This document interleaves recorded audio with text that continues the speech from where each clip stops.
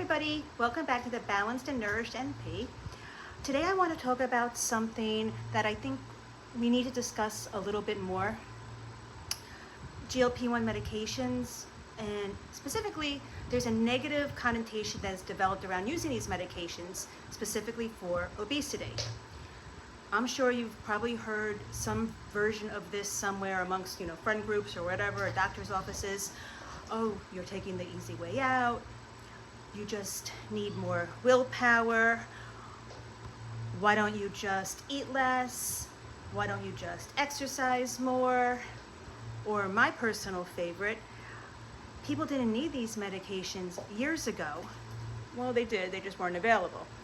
And I want to challenge some of that thinking today, because when we're talking about women going through perimenopause and menopause, weight management can become much, much more complicated than simply telling somebody to eat less and exercise more. And acknowledging that doesn't mean that nutrition and physical activity don't matter anymore. But we also have to acknowledge biology and what happens to our body. And menopause changes the body. So as women move through perimenopause and menopause, estrogen levels change. Along with those hormonal changes, it's going to affect our body composition. Many women notice something different, and that it's very frustrating to them, because the things that had worked at maybe when you were 30 years old, it's not going to work now at age 45 and above.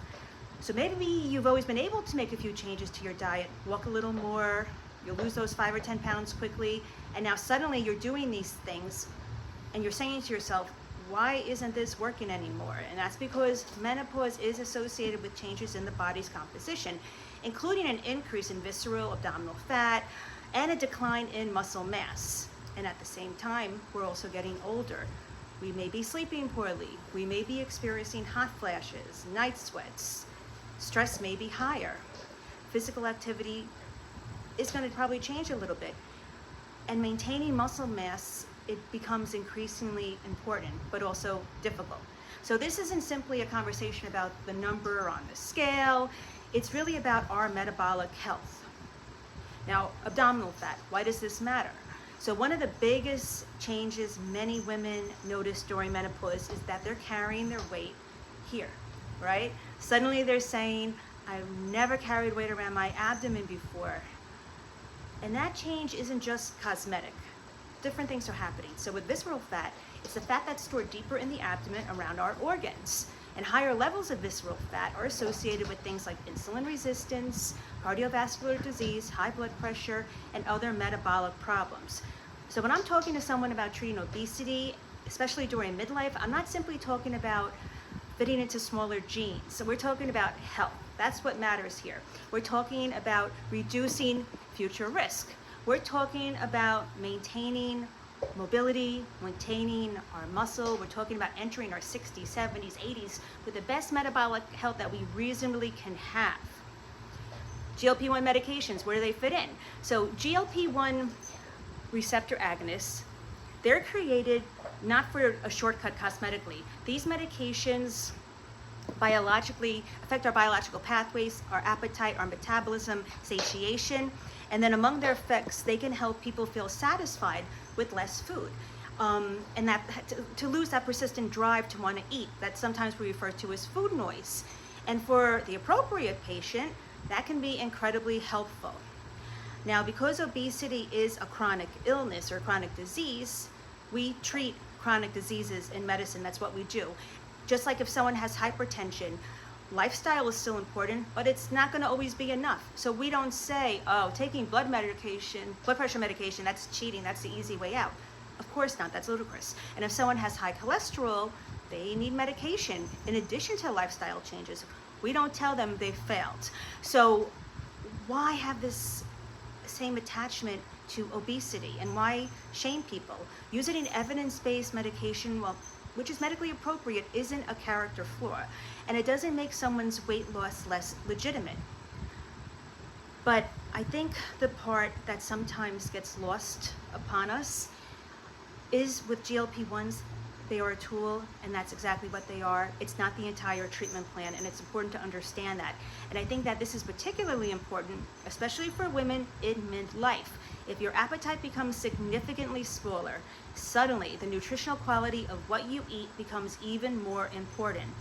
If you can only comfortably eat a smaller meal, I want you to look at that meal and make it work for you.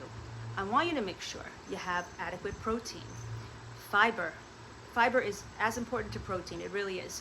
We need fruit, we need vegetables, we need healthy fats, we need to be hydrated, we need to think about vitamins, and we need to think about minerals. And this is why you see me build so many meals around protein first. So instead of thinking, how little can I eat today? How many meals can I skip? I want you really to be thinking about how much nutrition can I get from the amount of food I'm able to eat, from what I can consume, how nutritionally dense can I make it? And those are two very different approaches. Our muscle, it needs to be a big part of the conversation, and this may be one of the most important points in the entire video I want you to take away.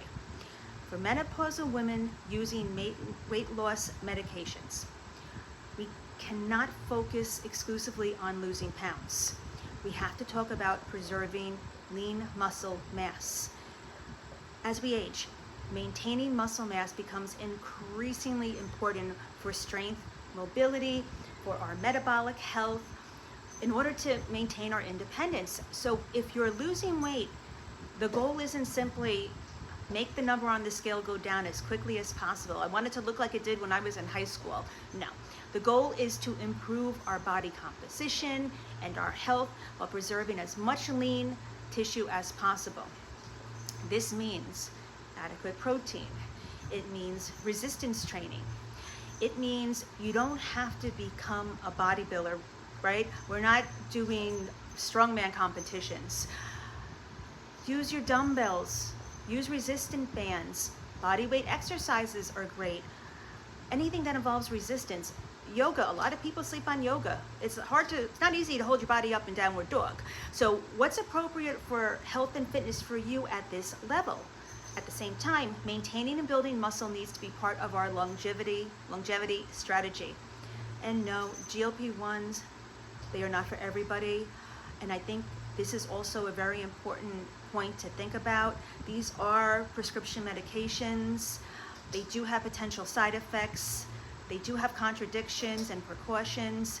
This is something that really should be monitored by a medical professional. And whether someone is an appropriate candidate requires an individualized conversation with your healthcare professional. Not running to a medi-spa necessarily. There are also practical considerations. Can you tolerate the medication? Because honestly, not everybody can, and they don't realize that. Also, are you eating enough? You need to eat enough. Are you staying hydrated? Are you experiencing significant gastrointestinal symptoms, diarrhea, vomiting, nausea? Are you getting adequate protein? Are you losing weight too rapidly? There is such a thing. How are you going to maintain your health and habits over the long term? Because we're thinking long term. That's what our goal should be, long-term health. These are conversations that should be happening. Not, did you lose the weight naturally? What does that even mean, did you lose the weight naturally? And we also need to stop comparing women. Women have a long history of comparing women. Men compare women to women. Everyone compares women to women.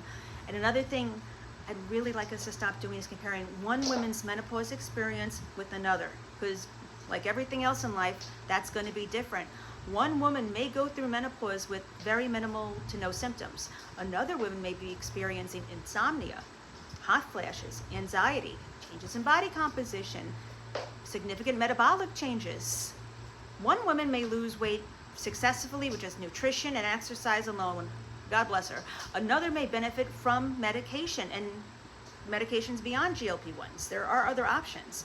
Neither experience invalidates the other. Healthcare, it should not be a competition to see who can suffer the most before they're allowed treatment. The question should be, what is safe, what is evidence-based, which is appropriate for this individual person. GLP-1s, they don't replace healthy habits. And this brings everything back to what we do here at Balanced and Nourished NP. Medication doesn't replace learning how to nourish yourself. It doesn't replace movement. It doesn't replace sleep.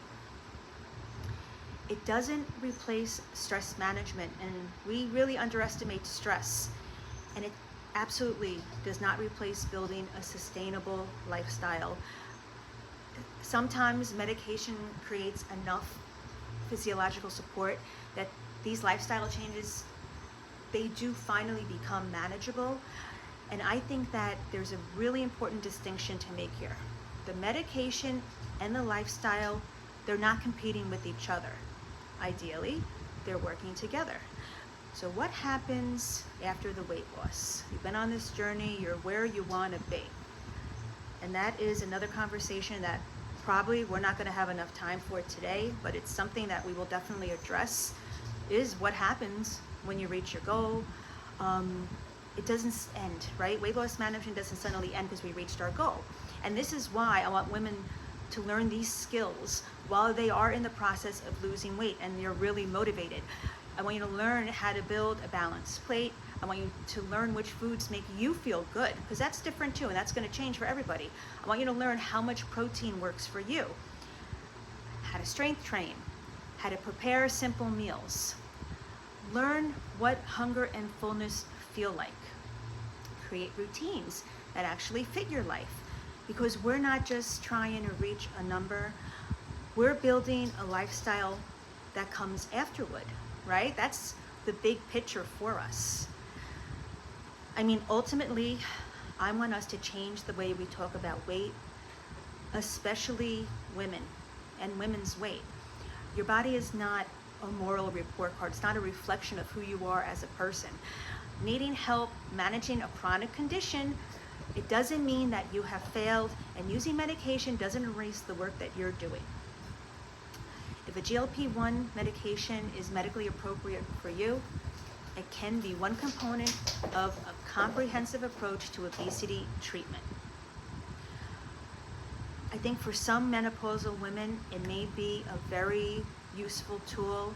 For others, it won't be the right choice for various reasons, maybe cost, being able to tolerate it, but some things can be true. The goal isn't to convince every single woman in menopause, perimenopause, to take a GLP-1. Just like I don't encourage anyone who's obese to get bariatric surgery. The goal is to remove shame from the conversation so that women can make informed decisions with their healthcare provider. So, the next time someone says GLP-1s, that's an easy way out. I encourage you to remember this. There is nothing noble about making healthcare unnecessarily difficult. We're allowed to use the tools that are available to us. We're also responsible for using those tools thoughtfully. More than anything, nutrition matters, movement matters, muscle absolutely matters, sleep matters, mental health matters, and mental health isn't really addressed enough, and that's something we're definitely going to approach in the future. But medication can matter too, and those things can exist together. Here at Balanced and Nourished NP, that's what we're going to keep focusing on. Not perfection, not punishment, and definitely not shame. We're going to focus on nourishment, strength, metabolic health, longevity, because the ultimate goal isn't simply to weigh less, right? It is to build a body and a lifestyle that can carry us well through the next several decades. Now, if this is a conversation that resonates with you, and I really hope it does, please let me know in the comments. Please like, subscribe. And if you're navigating perimenopause, menopause, weight loss, GLP-1 treatment, definitely subscribe, because we're going to continue talking about how nutrition, movement, and medicine can work together, covering various topics throughout this journey.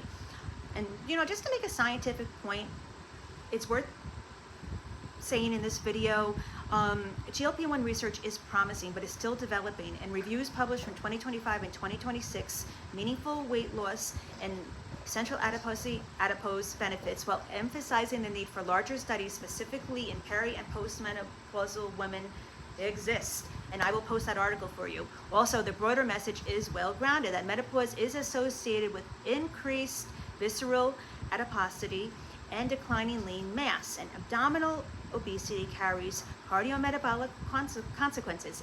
FDA-approved semaglutide for obesity is indicated alongside reduced calorie nutrition, caloric nutrition, increased physical activity, reinforcing your message that medication and lifestyle treatment are meant to work together. That goes for tirzepatide too. My disclaimer, this content is for general education only and is not individualized medical advice. I may be a nurse practitioner, but I am not your nurse practitioner, and I don't know your medical history. GLP-1 medications and prescription medications are not appropriate for everyone. Please discuss your individual risk, benefits, and medication options and nutritional needs with your own healthcare professionals. I will see you next time. Stay balanced, stay nourished, and most importantly, take really good care of yourself because you deserve that. Have a wonderful week.